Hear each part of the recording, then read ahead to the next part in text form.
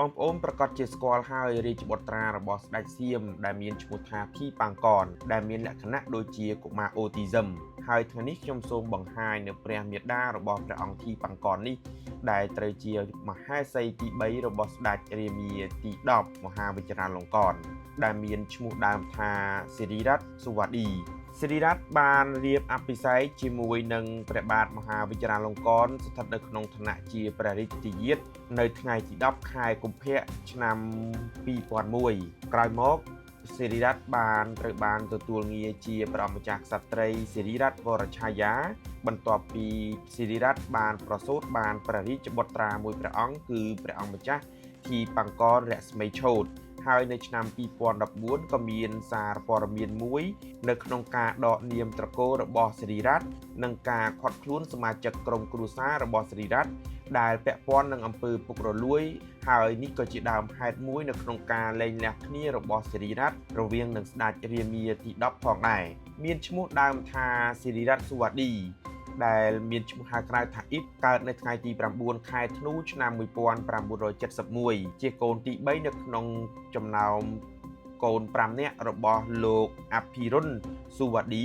មានដើមកំណើតពីខេត្តសមុទ្រសង្គ្រាមសុវត្ថិបានចាប់ផ្ដើមបម្រើព្រះមហាក្សត្រ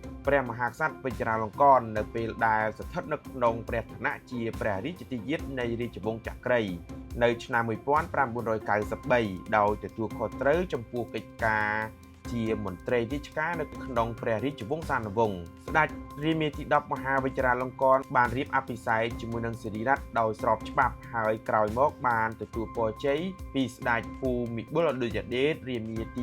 9ហើយត្រូវបានប្រទានក្រមងារជាមុំសិរីរតន៍មហិដុលណអយុធយានៅថ្ងៃទី10ខែកុម្ភៈឆ្នាំ2001បន្ទាប់ពីមង្គលការនេះឪពុកនិងម្ដាយរបស់មុំសិរីរតន៍ក៏ដូចជាសមាជិកគ្រួសារទាំងអស់របស់មុំសិរីរតន៍នេះត្រូវបានព្រះមហាក្សត្រមហាវជ្រាលង្កនប្រទាននាមត្រកូលថ្មីថាអក្សរាពងព្រីឆានៅថ្ងៃទី22ខែឧសភាឆ្នាំ2002នៅឆ្នាំ2005មុំសិរីរតន៍បានប្រសូតបានព្រះរាជបុត្រាមួយព្រះអង្គនោះគឺព្រះអង្គម្ចាស់ធីប៉ាំងកនដែលបច្ចុប្បន្នមានឋានៈជាសម្ដេចហើយមានព្រះនាមថាសម្ដេចព្រះចៅលោកយ៉ាធើធីប៉ាំងកនរាជមីឆូតមហាಶಿរោត្តមាគុណសិរីវិបួនរាជកុមារនៅថ្ងៃទី29ខែមេសាឆ្នាំ2005ពីខែក្រោយមកព្រះបាទភូមិបុលអดุលយដេតរាមាទី9បានចេញព្រះរាជក្រឹត្យឲ្យមានឋានៈជាព្រះអង្គម្ចាស់ក្សត្រីសិរីរតន៍វរឆាយានិងឲ្យកាន់ឋានៈជាសមាជិករាជវង្សចក្រីចាប់ពីថ្ងៃទី15ខែមិថុនាឆ្នាំដដែលបន្ទាប់មកការិយាល័យរាជវង្សរបស់រាជទាយាទមហាវជ្រាលង្កនបានចេញលិខិតមួយចុះនៅថ្ងៃទី28ខែវិច្ឆិកាឆ្នាំ2014ជូនដល់លេខាធិការដ្ឋានអចិន្ត្រៃយ៍នៃក្រសួងមហាផ្ទៃដោយស្នើសុំលុបចោលនាមត្រកូលអក្សរពងព្រីឆានិងណែនាំឲ្យអ្នកដែលកំពុងប្រើប្រាស់នាមត្រកូលមួយនេះទៅត្រឡប់ប្រើនាមត្រកូលដើមរបស់ពួកគេវិញមុនពេលនោះមានការខត់ខ្លួនសាច់ញាតិជិតស្និទ្ធរបស់ព្រះម្ចាស់ក្សត្រីសិរីរតន៍វរឆាយាដែលត្រូវចោទប្រកាន់ថាពាក់ព័ន្ធនឹងអំពើពុករលួយពួកគេទាំងអស់បានត្រឡប់ទៅប្រើនាមត្រកូលដើមរបស់ពួកគេវិញនោះគឺនាមត្រកូលសុវត្ថិ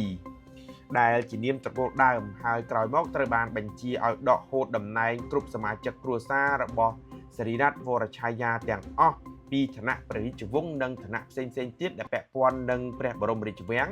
ដោយសារតែសមាជិកគ្រួសាររបស់ព្រះម្ចាស់ក្សត្រីសិរីរតន៍វរឆាយាជាប់ពាក់ព័ន្ធនឹងអំពើពុករលួយដែលមិនធ្លាប់មាននៅក្នុងប្រទេសថៃហើយប៉ូលីសបានដកហូតទ្រព្យសម្បត្តិមានតម្លៃរហូតដល់250លានអឺរ៉ូ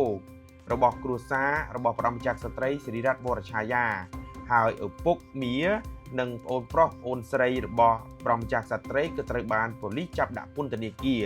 រឿងអាស្រូវនេះហើយដែលធ្វើឲ្យស្ដេចមហាវជ្រាលង្កនរាមាទី10លែងលះជាមួយនឹងព្រះម្ចាស់ក្សត្រីសិរីរតន៍វរឆាយា